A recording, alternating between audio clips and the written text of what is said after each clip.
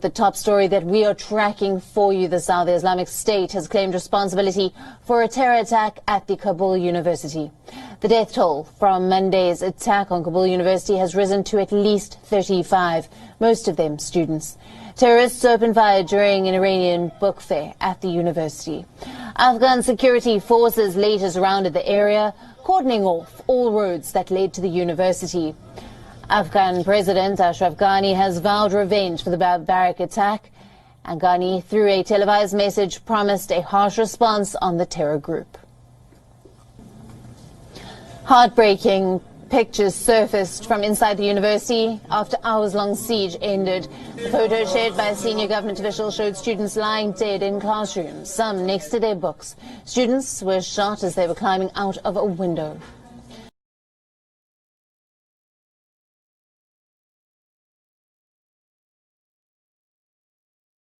Gunmen staged a series of attacks around the city just hours before a new coronavirus lockdown was set to begin. At least 4 people are dead and another 7 in critical condition. One suspected attacker, who was carrying an assault rifle and a fake suicide vest, was shot and killed by the police. Some things that we do know for sure, some things that have been confirmed, such as the existence of at least one Islamist gunman, in the words of the Interior Minister. He also confirmed, he said that this is definitely an act of terror, and that they had identified the gunman, which had led them to confirm that this was a person with sympathies for Islamic State. So not only is he saying that this was an Islamist attack, but he's saying that they have identified the gunman, and this gunman had Islamist Islamic State sympathies.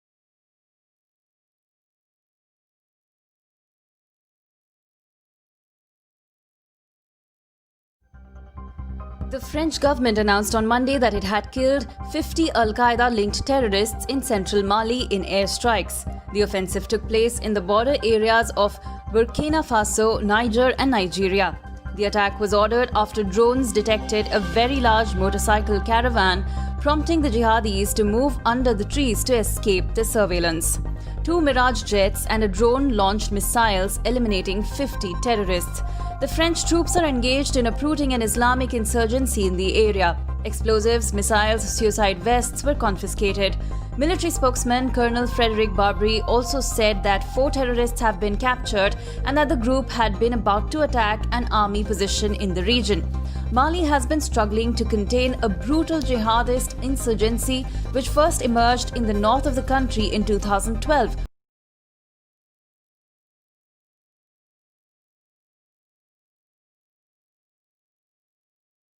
According to the NIS, the sister of the North Korean leader is taking on new duties and gaining more power. She's already considered her brother's second in command. Seoul's top intel agency notes while Kim Jong-un appears obese, he is most likely in good health. North Korean leader Kim Jong-un's sister Kim Yo-jong is more involved than ever in the regime's governance. Officially, she is the first Vice Department Director of the North's ruling Workers' Party Central Committee, but at a party congress set for January, she is set to take on even more power. This is according to South Korea's National Intelligence Service, which said Tuesday that Kim Yo-jong has been active in performing jobs her brother would normally do, like taking stock of flood damage and dealing with COVID-19 quarantine efforts. In the meantime, Kim Jong-un is focusing more on directing policy rather than making on-site visits to places like factories.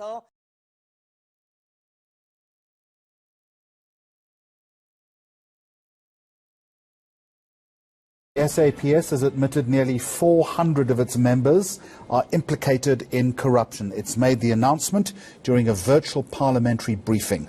It's told the Standing Committee on Public Accounts that the majority of offenders are low-ranking officials. Well, according to the National Police Commissioner, corruption is undermining the work that's done by the police. He said that after making that presentation in front of Scopus, saying that, Jeremy, that at least 397 cases of corruption are being investigated. Out of those, 178 cases are with the courts, with 30 still pending a decision by the NPA. But even more concerning is that a number, at least over 80% of those investigated, are low-ranking officials. So 124 constables and 83 sergeants have been implicated in corruption.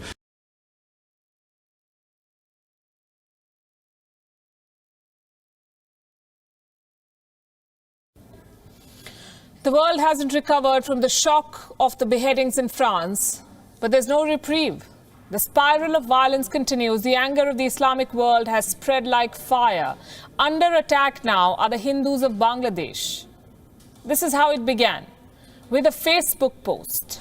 A Hindu in Bangladesh expressed support for the French government. He backed Macron's decision to defend the cartoons of Prophet Muhammad.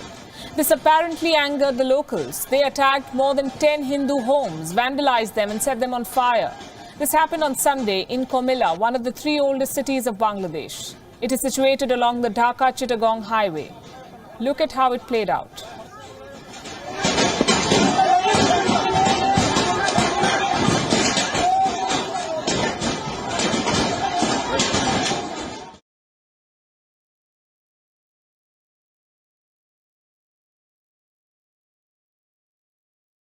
A catastrophic hailstorm and a month's worth of rain in an hour slammed Queensland, Australia. A catastrophe has been declared in Queensland after severe thunderstorms, tennis ball-sized hail, and flash flooding pounded the state's southeast on October 31st, 2020, with Brisbane receiving a month's worth of rain in an hour of 80 millimeters or 3 inches, according to the Bureau of Meteorology, BOM.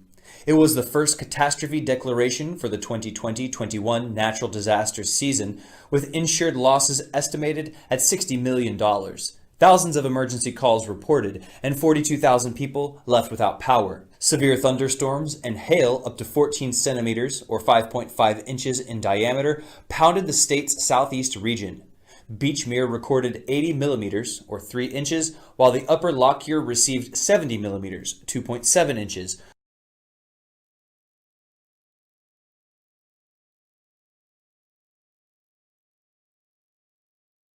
There's been ugly scenes outside Parliament as anti-lockdown protesters clashed with police.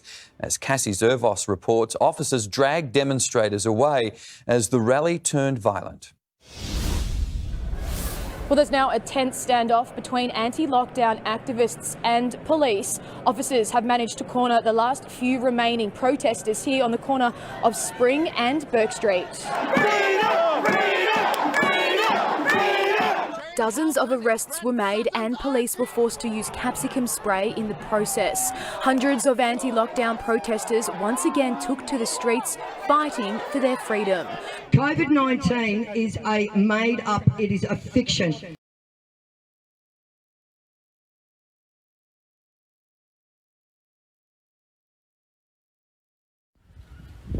A well-placed sculpture came to the rescue of a tram that ran past the end of its tracks in the Netherlands on Monday morning. The tram would have fallen almost 40 feet to the ground below, but instead it luckily came to rest on an artwork of a whale tail. No one was injured in the crash. The driver emerged shocked but unharmed, and there were no passengers on the tram. By coincidence, the statue is called Saved by a Whale's Tail. The suspended tramcar could be seen in Rotterdam on Monday morning to passers-by on the streets below. Several social media sites have even called to leave the tram as a permanent addition to the artwork. Local officials said it would not be safe to use the tram platform in its current state, and engineers were studying how the tramcar, and several derailed behind it, could be safely removed.